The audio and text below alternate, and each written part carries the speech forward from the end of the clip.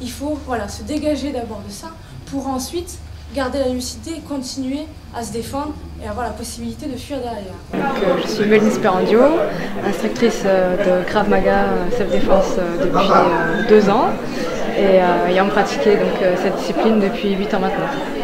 Donc, je viens aujourd'hui participer à ce projet qu'a mis en place Patricia et le manifeste des 308 ainsi qu'Alexandre avec le Nord-Baster.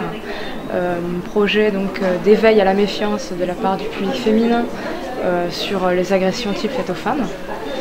Voilà, j'ai fait une petite présentation en conférence et ce week-end j'ai hâte de présenter les stages pratiques de self-défense pour samedi après-midi, dimanche matin.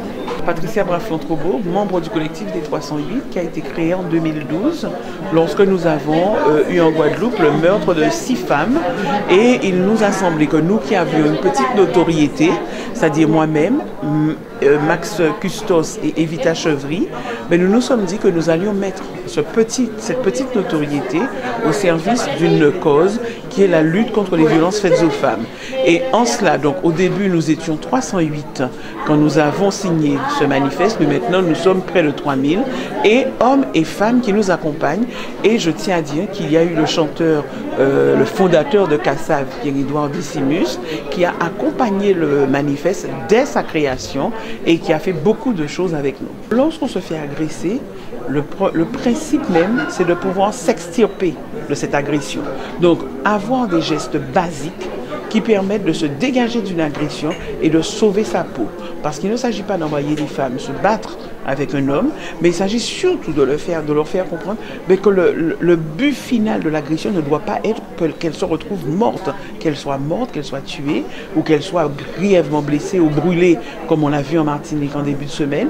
Il faut qu'elle comprenne très rapidement qu'il faut qu'elle reprenne le dessus sur cette agression, qu'elle s'en libère, qu'elle s'en dégage et qu'elle court.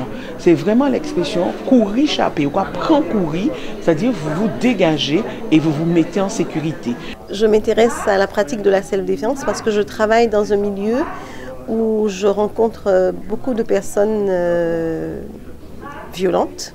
Il y a de la violence, il y a de la précarité et je crois qu'il faut absolument se prémunir de certaines situations.